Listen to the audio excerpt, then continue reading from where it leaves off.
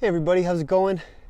Thought I would make use of this amazing weather we're having and try to record a video outside. You might hear a little bit of wind noise, but hopefully it shouldn't be too bad.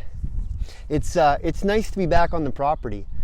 It was just cool going through the portable, just checking up on stuff, making sure everything is all right, and I realized I needed a chair. And I know we got a bunch of the plastic ones, but I figured this might be a little bit comfier, so hopefully we can enjoy ourselves outside today. We're going to be going through a few more verses of James chapter 4. And what you might notice is that we're really breaking this section down, but it's because there's a lot of really good things to take out of it. And there's a lot of difficult or challenging things that are worth the time to slow down and kind of work our way through. So today we're going through James chapter 4 verses 6 to 10. And just to recap, the last couple weeks we've really been talking about how our selfishness and our pride and our greed and just wanting our own way can really cause a lot of problems. How it can cause division between us and family members, friends, but ultimately it causes division between us and God.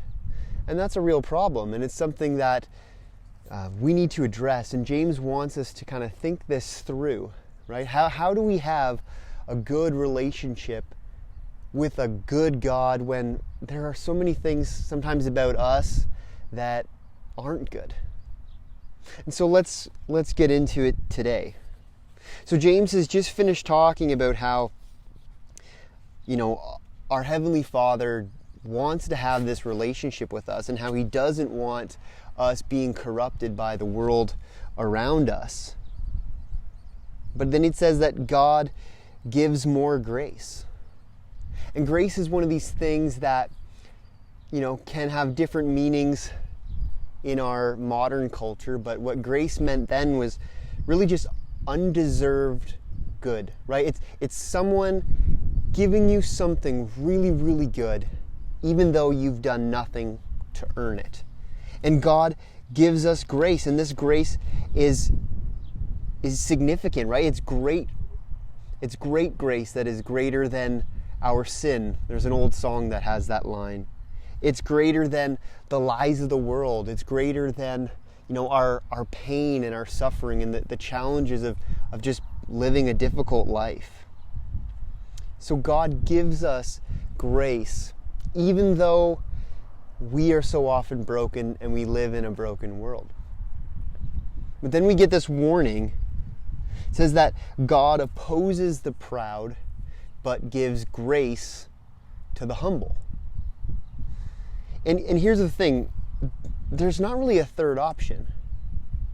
So either we're proud and God opposes us, which is a scary idea to think that the God of the universe, who's in control of everything, would be against us. Or we're humble before Him and He gives us that grace, the grace that we really, really need. So because of this, we are to submit to God. And submit is a word that's really loaded, which means that a lot of people have these emotional responses to that word being used and what it means. What the word meant when James used it was actually a military term. What it meant was to line up under someone. So in this case, think of God as the general of this army. And so to submit to Him means to put on your uniform and get into ranks, right? Line up shoulder to shoulder with everyone else in that army, and God is the general, right? So we're to submit ourselves to God. That means that He gives us our marching orders, right? We don't just kind of get to do whatever we want, however we want. There's an authority above us that's going to tell us, hey, I want you to do this thing this way at this time. And so us putting ourselves under God's authority is what it means to submit here. Now here's the cool thing. Here's the cool thing about when we submit to God, that we can then resist the devil and he will flee from us. And resisting really means like to stand up against, right? So think again, like we're in this kind of rank, this army of people on the battlefield underneath of God's direction, and we're shoulder to shoulder, we got our shields up. The power of the devil then can't defeat us, right? We can stand up to him and his lies, and we don't have to worry about being defeated. But here's the thing, we have to be underneath of God's leadership for that to be true, right? We can't resist the devil in our own personal individual strength and expect to be successful. No, this is something that it's only because we're under an even greater and higher authority. Now, I know we've been talking a lot about like submission and obedience and authority, and these are all things that are true about how we're supposed to act and what the situation is like between us and God, but he wants more than that from us, right? So it's not just, he's the boss and we're not, he tells us what to do and we listen. That's certainly part of it. But he actually wants a real relationship with us. So read in verse 8, it says, "Draw near to God and he will draw near to you." Now that's cool, right? Like, if we look for him, if we look for God, he will be found, right? God's not avoiding the people who want to be with him, right? He's not being flaky. He's not playing hard to get. He says, look, approach me and I'll be with you. Like, come to me and I'll meet you halfway. In fact, I think, biblically, he comes a lot further in that exchange than we do even. And so we need to look for him and seek him out. And he really wants us to know him, right? And that's something that, a lot of people in our world can know things about God, right? They can know things about him. Maybe even they know things about his word. They know things maybe about his character. But they don't actually know him, like personally, like they've had an experience of knowing who God is. And so he wants that as well, right? It's not this whole idea of like, religion or relationship, right? A lot of people kind of put those things against each other. No, it's both. Like, we understand that like God is in charge, right? And he's given us directions on how we're to live, right? Even Jesus spent most of his teaching telling people what they should and shouldn't do. But at the same time, it's not just this rule book that we have to follow. He actually wants to know us. He actually wants to spend time with us. He wants to know us, and he wants us to know him, right? And so that's just beautiful, and that's just such a assuring thing, that he wants to have this great relationship. Think of like, maybe it's been a sports coach or maybe a teacher or someone like that who's in a position of authority, and like, you have to listen to what they say, right? Like, they're telling you to do something and you don't really have the option not to listen. But when that same person also, gets down on your level and wants to talk to you and wants to hear you out and really wants to be close, that makes the relationship even better.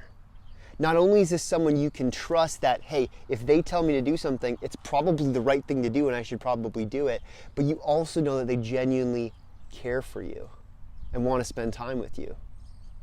That's the kind of relationship that God is calling us to. Now, we have a couple more verses to get through here, and things take kind of a weird turn. We start reading about how we need to cleanse our hands and purify our hearts, be wretched and mourn and weep. And that seems strange, right? Like, you might be thinking, Marshall, you just told us about how wonderful it is that we can have a God that we can trust him and we can love him and we can know him, and then all of a sudden we're supposed to mourn and weep.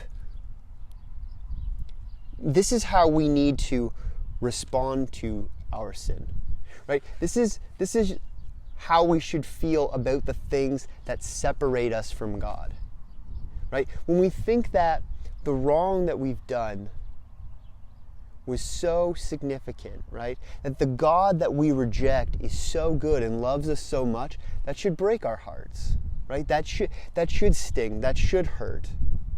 And we need to come to him and understand, like, look, I'm the problem here, right? Oftentimes you hear the kind of the joke, right? Like, it's not you, it's me.